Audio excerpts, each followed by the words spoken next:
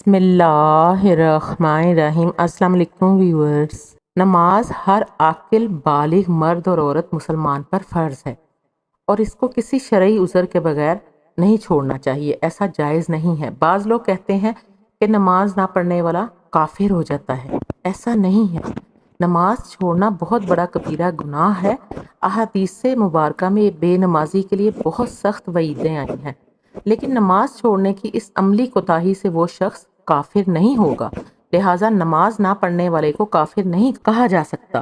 دوسرا مسئلہ یہ ہے کہ بعض لوگ کہنے کے باوجود، یعنی انہیں بار بار ماں باپ یا گھر والوں کی طرف سے نماز کی تلقین کی جاتی ہے لیکن وہ نماز نہیں پڑھتے۔ اگر کسی شخص کو نماز کا کہا جائے پھر بھی وہ نماز نہیں پڑھتا اور غفلت اور سستی کرتا ہے تو ایسے شخص کے لیے حکم یہ ہے کہ وہ فاسق ہے، کافر نہیں ہے۔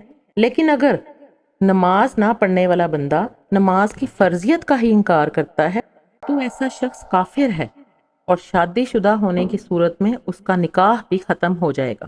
اس کو سچی توبہ کرنی چاہیے اور اس کے ساتھ ساتھ تجدید ایمان یعنی کلمہ پڑھنا چاہیے، کلمہ طیبہ پڑھ کر دوبارہ ایمان لانا چاہیے، ایمان کی تجدید کرنی چاہیے اور تجدید نکاح بھی اس پر لازم ہوگا۔ اللہ تعالی ہم سب کو 5 وقت کی فرض نمازیں پڑھنے کی توفیق دے اور اس کے علاوہ نفلی عبادتوں کا بھی ہمیں شرف بخشے۔ دعاؤں میں یاد رکھیے گا۔ ویڈیو اچھی لگی ہو تو اسے لائک کر دیجئے گا، یہ آپ کا اپنا چینل ہے، اس کو سبسکرائب کر دیجئے گا۔ جزاک اللہ، اللہ حافظ۔